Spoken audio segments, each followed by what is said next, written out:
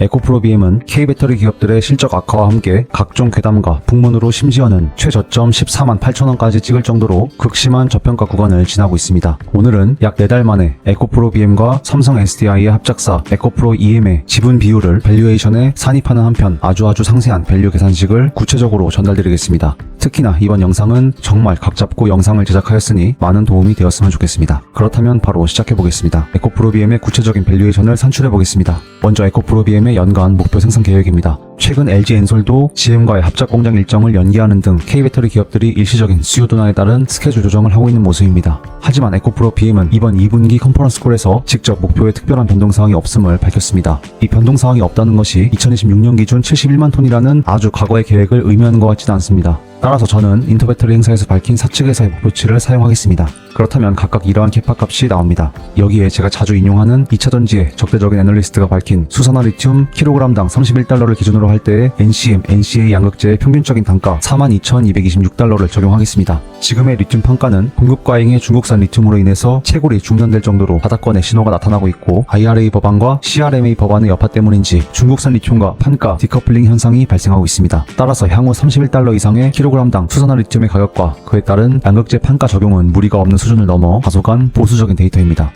또한 원달러 환율은 1350원을 적용하고 안정적인 생산이 이루어지는 시점의 가정치인 90%의 가동과 95%의 수율로 총 생산 캐파를 보정하도록 하겠습니다. 이렇게 산출하면 에코프로 BM의 예상 매출액 자체는 보시다시피 손쉽게 구할 수 있습니다. 그런데 문제가 있습니다. 에코프로 BM의 수익의 100%가 에코프로 BM의 몫이 아닙니다. 에코프로 BM과 삼성 SDI의 합작회사가 존재합니다. 에코프로 BM의 에코프로 EM 지분율은 60%이고 지분에 따라 이익을 배당한다는 전제를 깔게 되면 에코프로 EM이 창출할 수익분에 대해 40%는 삼성 SDI가 가져간다는 계산을 할 수 있겠습니다. 올해 반기까지 에코프로 BM의 매출액은 1.78조 원이고 에코프로 EM의 매출액은 1.35조 원입니다. 거의 에코프로 BM의 매출의 전부라고 봐도 무방할 정도이며 전체 매출에서 EM이 차지하는 비중은 무려 75%입니다. 여기서 40%는 에코프로 BM의 몫이 아닙니다. 따라서 총 매출 75%에 해당하는 부분에서 40%를 제거한다는 계산식을 사용을 하면 총 매출의 30%가 날아갑니다. 따라서 합산 매출액을 다음과 같이 부정하였습니다. 이는 보수적인 추정을 위해서 이렇게 가혹하게 산출한 것인데 이 부분에 대해서는 잠시 후에 다시 말씀드리겠습니다. 그 다음으로 영업이익률을 어떻게 적용할지가 문제입니다. 요즘은 매출 실적 자체가 좋지 못해서 양극재 업체들 대부분 영업이익률이 좋지 못합니다.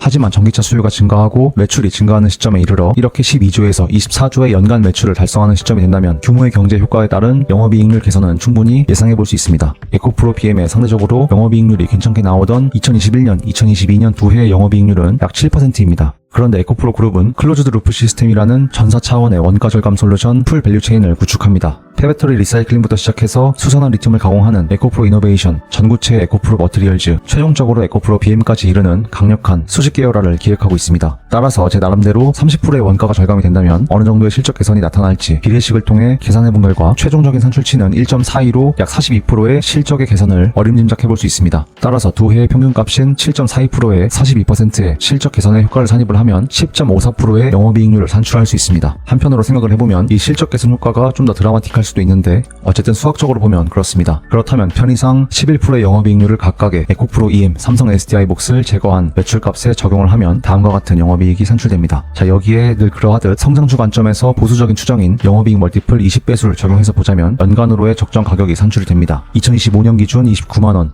2026년 기준 37.4만원, 27년 53만원입니다.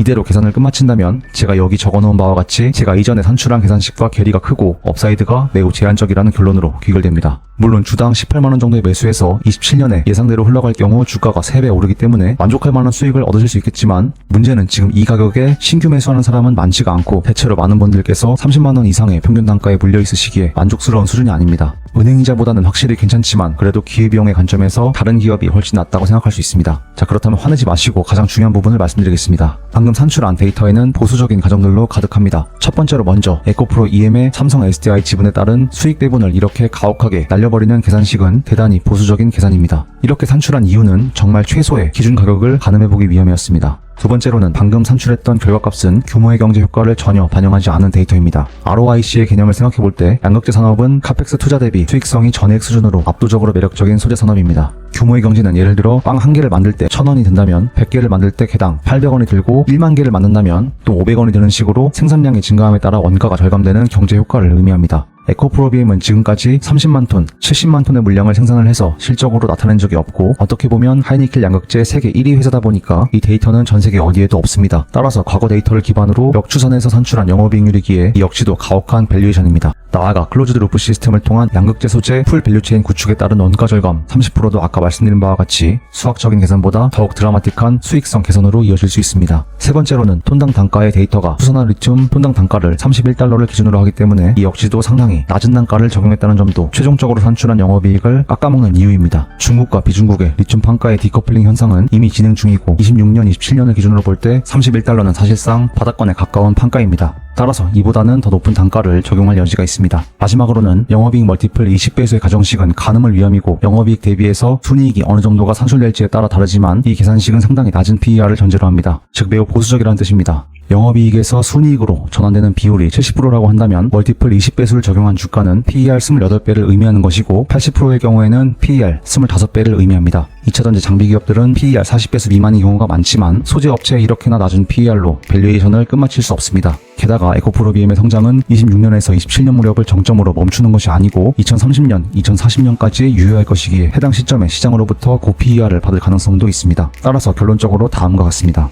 역시나 일단은 여러분들께서 납득하실 수 있게 과거 데이터를 통해 2021년, 2022년의 순이익률의 평균값이 영업이익 대비 약 75% 정도라는 데이터를 적용해서 보겠습니다. 이렇게 계산을 하면 영업이익 멀티플 20배수는 PER로 보면 약 26배입니다. 따라서 최종적으로 PER에 따른 3개년 준항 가격은 다음과 같습니다. 아까 산출한 값은 정말 최소 가격으로 볼 때 값이라고 볼 수 있으며 그마저도 가혹한 산출 근거로 가득합니다. PER 100배가 넘어가는 주가 수준은 다소 과열된 양상이라고 판단하여 밸류에이션 결과값으로 넣기에는 부적절하기 때문에 100배까지만 표기해보았습니다. 박순혁 작가님께서 에코프로비엠 밸류에이션을 높게 잡으시는데 다 그만한 이유가 있다고 생각합니다. 혹시나 제 계산식에서 가동률이나 기타 데이터를 다르게 넣고 싶으시면 제가 모든 식을 공개하였으니 자유롭게 다른 방식으로 계산하시면 되겠습니다. 이 자료는 캡처해서 공부하시는데 사용하셔도 되고 자유롭게 사용하시면 좋겠습니다. 이 계산식의 대전제는 수요가 증가하고 그에 따른 에코프로비엠의 캐파 확장이 정상적으로 이루어진다는 상황을 깔고 있습니다. 최근 캐즘으로 인해 에코프로비엠이 캐파를 축소한다.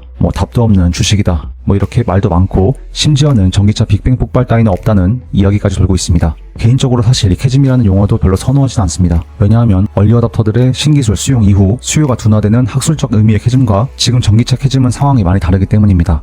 지금까지 글로벌 전기차 시장을 주도하던 국가는 중국이었으며 아시겠지만 공산당에 의해서 내수 시장이 통제당하는 중국 시장은 매우 폐쇄적인 그들만의 리그입니다. 특히나 원자재나 각종 소재 분야에서 중국이 굉장히 비약적인 성장을 이룬 바 있고 엄청난 세제 혜택과 각종 환경 파괴를 동감해준 중국 공산당의 국가적 지원이 있었기에 가능한 성장이었습니다. 중국의 전기차 보급률은 2024년 말 현재 이미 많은 데이터들이 50%가 넘었음을 통계적으로 나타내고 있으며 일부 지역에서는 60%를 초과하는 보급률을 보이고 있습니다.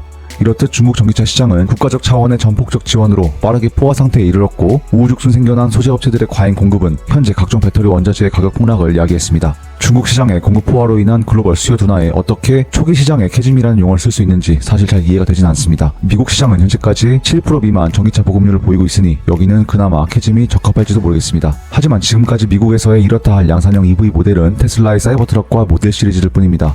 전통적으로 자동차를 생산하던 업체들 중에 GM, 현대기아, BMW 정도가 내년에 본격적으로 시판 모델을 준비하며 전기차 전쟁에 제대로 뛰어들 예정입니다. 따라서 고금리와 인프라 부족, 선택할 수 있는 차종이 제한된 현 시점, 어찌 보면 23년에서 24년 북미 지역에서의 전기차 수요 감소는 너무나도 당연합니다. 그럼에도 불구하고 전기차 시장은 이전만큼의 폭발적인 성장이 나타나지 않을 뿐 역성장을 하거나 절대 수요가 감소하지 않았습니다. 본론으로 돌아와 보자면 결국 전기차의 핵심인 배터리에서 원가 비중도 가장 크고 핵심 중에 핵심이라고 할 수 있는 에코프로비엠의 양극재 실적이 좋지 않은 이유는 공급 과잉의 값싼 중국산 원자재, 그리고 북미 시장에 제대로 된 양산형 EV 모델의 부재, 지속적인 고금리 정책에 따른 전체적인 수요의 둔화, 이 정도로 정리할 수 있겠습니다. 하지만 이 세 가지 문제 모두 추후 해결할 수 있는 실적 악화의 원인들입니다. 중국산 원자재는 IRA 법안으로 최소 북미 시장에서만큼은 철저히 배제됩니다. 또한 내년도부터 본격적으로 GM과 현대, BMW 등의 전통 완성차 업체들이 테슬라가 독식하던 전기차 전쟁에 뛰어듭니다. 양산형 모델이 지금보다 훨씬 다양해집니다. 또한 북미 시장에서의 대규모 전력 인프라와 충전소 확보가 공격적으로 이루어지고 있다는 점도 수요 확장의 결정적인 요인이 될 수 있습니다. 마지막으로 최근 연준에서 B컷 금리 인하를 발표를 하였고 연내에 3차례 더 금리를 인하한다는 정책 기조를 발표하였습니다. 소비자 거의 대부분이 할부를 끼고 구매를 해야 하는 값비싼 내구재인 자동차의 특성상 금리가 낮아진다는 것은 자동차의 가격이 저렴해진다는 것을 의미를 하고, 그렇게 되면 수요가 증가하는 것은 아주 어린 아이도 알 수 있는 당연한 시장의 원리입니다. 결론적으로 에코프로비엠의 양극재 사업부는 거시적으로 볼 때에도 증권가의 예측처럼 앞으로의 미래가 그렇게 어둡지 않습니다. 선대인 소장님께서 말씀하시는 빅뱅 폭발급 전기차 수요 증가는 2024년 올해의 악랄한 여름을 겪어보셔서 아시다시피 기후변화의 심각성 때문이라도 반드시 올 수밖에 없습니다.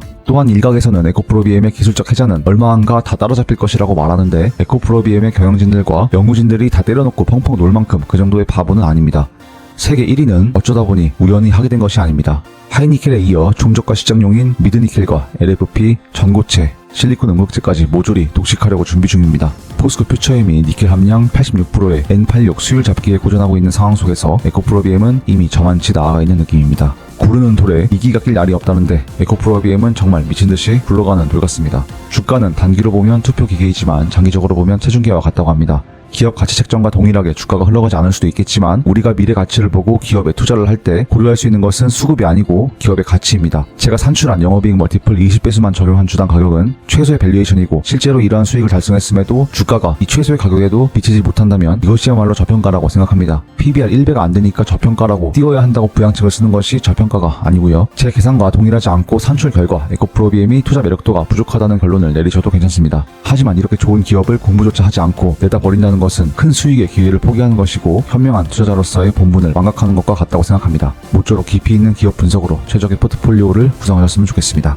마치면서 혹시 구독과 좋아요 더해서 알람 설정까지 한 번씩 눌러주시면 앞으로 제 이러한 영상들을 가장 빠르게 받아보실 수 있습니다. 구독해주신 1만 분의 구독자님들께 다시 한번 정말 감사드리며, 앞으로 더 나아가 유튜브 영상, 주식툰, 기업 탐방까지 모두 준비해보겠습니다. 여기까지 긴 영상 시청해주셔서 정말 감사드립니다. 오늘도 행복한 하루 보내시기 바라겠습니다. 감사합니다.